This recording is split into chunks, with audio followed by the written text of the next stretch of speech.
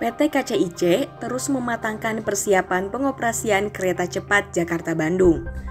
Berbagai persiapan terus dilakukan dari sisi kereta, lintasan, dan juga stasiun.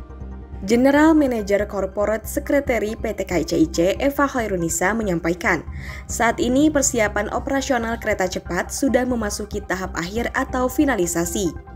Eva menjelaskan, salah satu hal yang sedang disiapkan saat ini adalah persiapan layanan di stasiun bagi para penumpang.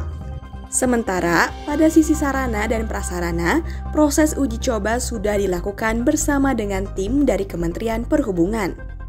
Jadi kalau sampai dengan saat ini ya kita memang rencananya untuk uji coba dengan penumpang berbayar itu di awal September ya. Nanti akan kita informasikan kembali tanggal berapa untuk tepatnya di awal September tersebut.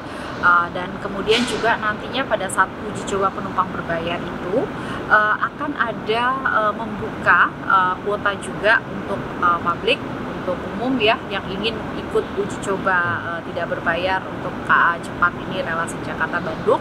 Kemungkinan nanti akan ada 8 perjalanan, 4 perjalanan dari Jakarta, 4 perjalanan lagi dari Bandung, seperti itu. Nah, nanti untuk mekanismenya bagaimana cara masyarakat untuk bisa mendapatkan tiketnya juga akan segera kita informasikan. Kuotanya berapa banyak itu dan berapa hari uji coba untuk ya, jadi direncanakan untuk uji coba penumpang tidak berbayar ini kemungkinan sekitar 1 bulan. Kemudian juga untuk kuotanya mungkin kalau secara total ada 601 kursi ya. Secara total di dalam satu rangkaian itu ada 600 kursi. Mungkin hanya sekitar 500 sampai dengan 550 yang akan dialokasikan. Tapi nanti mungkin 500 tersebut akan kita bagi-bagi kembali ya, karena rencananya kita juga akan mengutamakan untuk masyarakat yang berada di sekitar jalur rel untuk dapat merasakan menggunakan KA cepat dan juga yang terdampak seperti itu. Berarti setelah 1 bulan itu full beroperasi untuk umum, Mbak, Oktober mendatang berarti? Direncanakan seperti itu. Jelang itu persiapan seperti apa, Mbak, sekarang?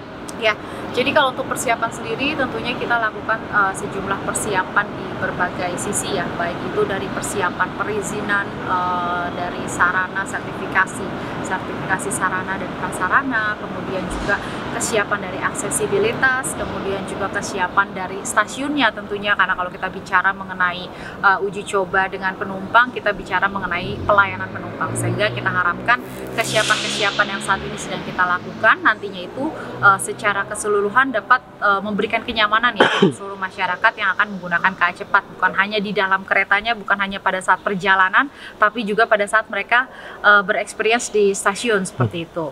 Dan untuk aksesibilitas sendiri memang saat ini itu semua sudah disiapkan. Jadi memang kita pastikan pada saat beroperasi aksesibilitas ini akan tersedia.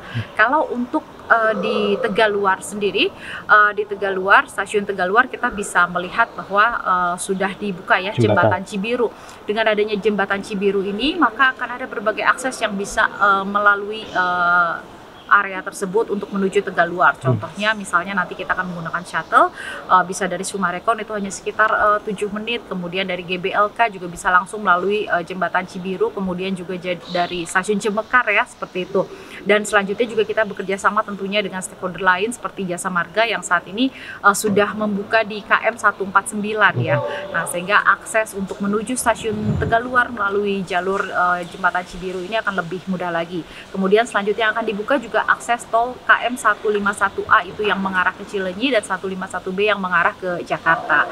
Nah, kemudian kalau untuk akses di stasiun lainnya, ini memang sudah dipersiapkan juga. Sebagai contoh kemarin untuk Halim sendiri ditargetkan di akhir Agustus ini akan selesai ya untuk akses DI Panjaitan, di mana nantinya sejumlah moda yang akan terintegrasi dengan stasiun Halim ini dapat melalui akses tersebut. Jadi akses DI Panjaitan ini dibuat merupakan satu pekerjaan bersama ya, kolaborasi bersama Pemprov DKI juga, di mana nantinya jika kita akan menggunakan, kan rencananya itu ada shuttle dari Bandara Halim, kemudian juga ada koneksi dengan Damri, kemudian JR Connection, dan kemudian Mikrotrans dan lainnya seperti itu. Nah, itu nanti akan menggunakan akses DI Panjaitan untuk dapat masuk ke area kawasan.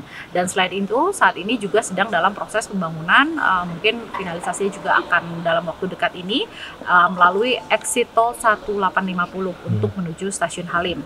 Nah, untuk stasiun Padalarang sendiri, di Padalarang kita bisa lihat itu ada akses Jalan Panaris, itu tidak jauh dari pintu tol dan menuju dari bundaran Kota Baru Parahyangan ya, itu hanya sekitar 3 sampai dengan 5 menit itu bisa mencapai stasiun Padalarang. Dan bahkan konsep kedepannya ini juga kita akan membangun Skybridge yang nantinya itu juga akan ada jalan terusan menuju area Kota Baru Padalarang seperti itu yang akan dibuat.